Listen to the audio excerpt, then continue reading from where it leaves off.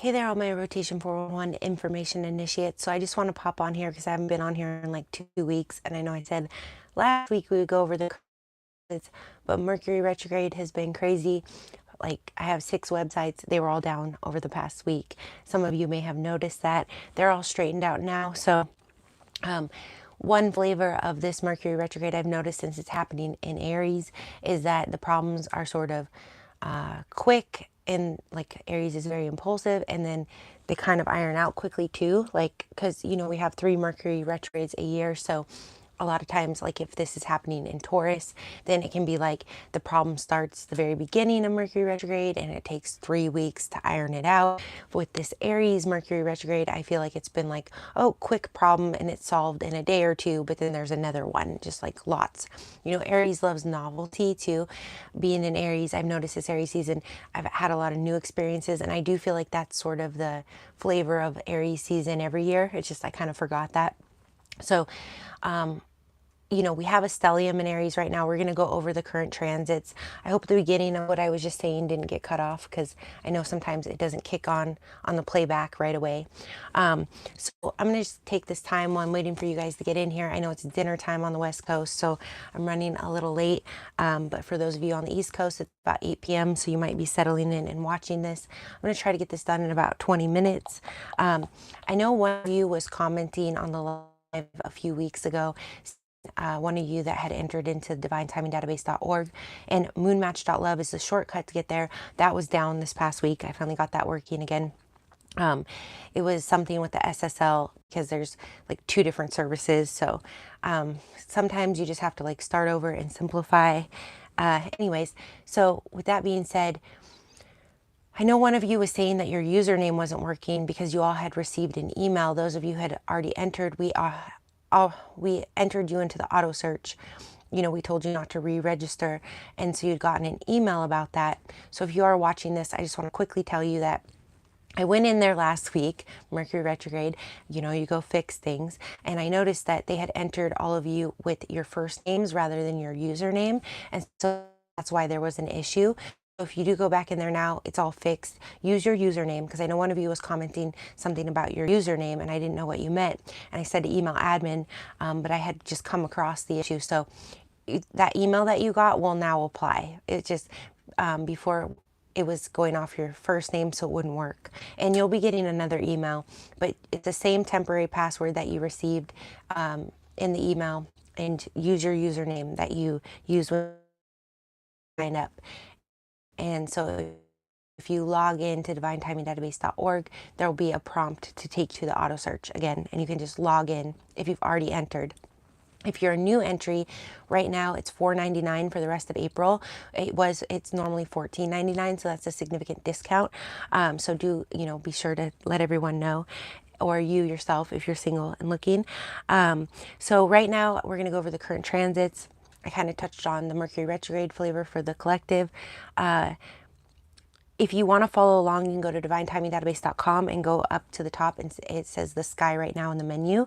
And what I love about this is if you don't understand like the wheel, right, it lists off where all the planets are for you below that. So right now we have Jupiter sextile Mars. It also lists off the transits for you, and it's real clean and simple, because a lot of the other websites you kind of have to look for these things. So like right now we have Jupiter sextile Mars. So I was scrolling up to the wheel to go, oh, what planet, what signs is this happening in?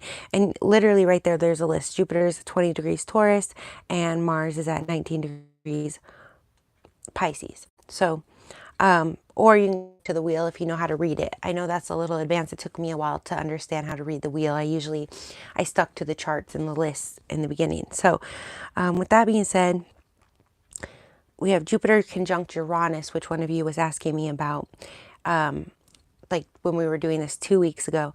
So this wheel 2 goes basically off the collective. So the ascendant starts at 0 degrees Aries. So for the collective, and especially for Aries risings, this is happening in your second house. For example, I have a reverse natural chart, so it's happening in my 8th house. 8th house is other people's money, so Jupiter might bring in a lot of extra resources if that was the case. But for the second house, he might bring in a lot of income for those of you that are Aries risings. You might be having a lot of luck, wealth, and benevolence is how I connotate Jupiter right now, or always. In the 5th house right now we have, and this is, universal time. So if you're a minus time zone, this is going to be plus. So it'll be happening, if you're -3 time zone, it'll be happening 3 hours from now. But like I said, when I went in and tested all of this, it really is only within a few minutes, zodiac minutes. So it's not even really changing degrees. So it's pretty on for most of us. So like it says, the moon right now is 10 degrees Leo. The moon does move, the quickest. But, Mercury would probably be the next quickest moving planet. So 7 hours from now, the moon might be at 15 degrees Leo for those of us on the west coast of the United States. So anyways, just sort of throwing stuff out there. But we have Venus conjunct the North Node in Aries right now at almost an exact degree. So the North Node is also expansion. Jupiter and the North Node, especially in Vedic astrology, are the most expansive. Anything the North Node touches explodes. I'm having my North Node return right now, and my whole life is, and then the South Node return, exploding, imploding. So Venus is finances and pleasure. So it also rules the voice, because it's 2nd house Taurus, and relationships, 7th house Libra. So Venus conjunct the North Node. A lot of you might be, especially depending on, how this is aspecting you. Like if you have a lot of fire in your chart, a lot of you might be meeting soulmates at this time, because Venus rules relationships, right? And North Node is destiny. Let's see, Mars sextile Jupiter. Now, this is happening in earth and water. So for those of you with strong earth and water placements, especially earth and water suns, you are going to feel like everything that you do, I don't know if it's necessarily in a sextile going to turn to gold, but everything that you touch is sort of going to, Mars is action. So everything that you do, you're going to have a little extra sprinkle of like lady luck or gold dust with Jupiter sextiling Mars. Mars sextiling Uranus right now. Also, you might be feeling a little more spontaneous, especially feminine signs, earth and water. Water goes with the flow quite a bit, especially in like Cancer, Pisces. Like Cancer, definitely if it's something new, initiative, it's a cardinal sign. Pisces can kind of maneuver. So, we have Mars again in Pisces right now. So, people that have Mars and Pisces natally, it's almost worse than like my Mercury and Pisces, because they're just so creative. But it's like they so live in the imagination. A friend of mine was talking about someone with Mars and Pisces and was like, I couldn't even believe that they finished a degree, because they can just seem very aloof, So it's, they definitely do better in the imagination and things like that. Reading, writing, creativity, and more of the introverted or isolated, because Pisces rules the 12th house of isolation. So Mars in Pisces natally does really good in like isolated creativity. So with Mars and Pisces right now, some of you maybe, no matter what sign you're in, maybe like sort of going and finishing a solo project right now. And with Jupiter, you might feel like, oh, all of a sudden I have this extra cash in the bank to, go buy the full palette of colors that I wanted or something. It's a good time for that for the collective, especially waiting Mercury retrograde out, because I know a lot of you, it's like you're trying to get stuff done, and then it's like you get it done, and then it kind of isn't really done.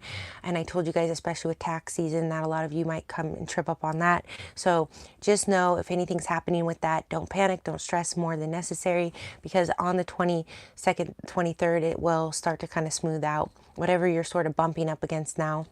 And like I said, with it, Mercury being in Aries retrograde, it's going to sort of be like you solve something and then it's something else, and then you solve something and it's something else. But, it's not all for naught. It's not all, in vain.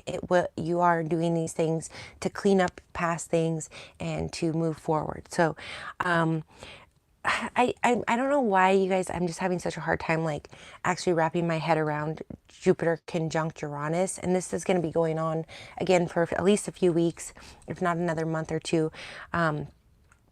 So one of you had asked me, and I should have like read up on it. Jupiter conjunct Uranus. It's a very interesting conjunction we have, especially in the sign of Taurus, because Uranus rules Aquarius, which is square Taurus, and Jupiter rules Sagittarius, which is a completely different type of energy than Taurus. So with Jupiter and Uranus and Taurus, you know, Taurus is a very grounded energy, but it's very stubborn and stuck and stagnant.